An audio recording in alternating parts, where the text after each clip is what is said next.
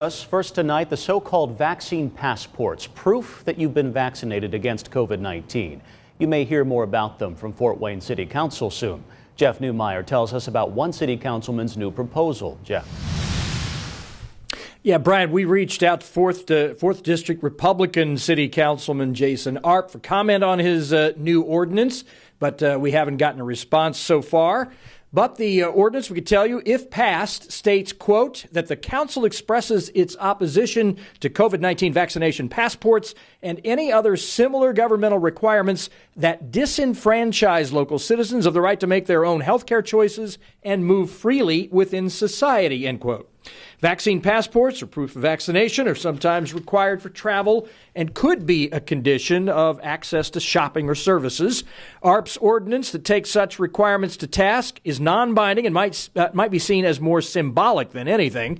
He suggests in his ordinance that widespread availability and usage of COVID vaccines is already getting us close to herd immunity. Again, that's his characterization. And he makes the argument that COVID-19 vaccination passports will create, quote, a two-tiered society where some people will have rights and others will lose their freedom by not having the same access to services, experience, and locations.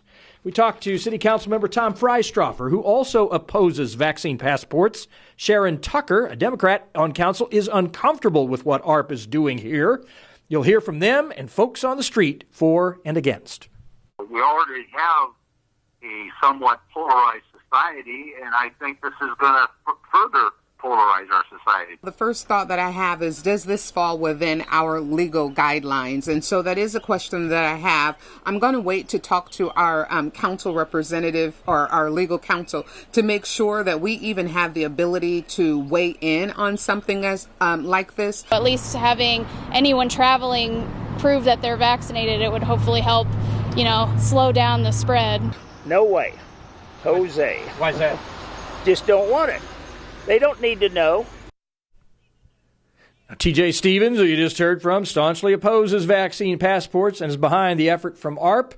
ARP's ordinance is set to be formally introduced to council tomorrow night. We understand some people who are behind his move, ARP's move, to plan to show up there, but there is no discussion on the measure tomorrow. Instead, that's supposed to take place Tuesday, June 15th, with a preliminary vote by council to follow the same night. Brian, back to you. Well, we know the state of Indiana already banned state and local authorities from issuing those COVID-19 passports. It's not clear, I don't think, if anyone else is proposing such a document right now, but we'll see what happens, Jeff. Thank you for that.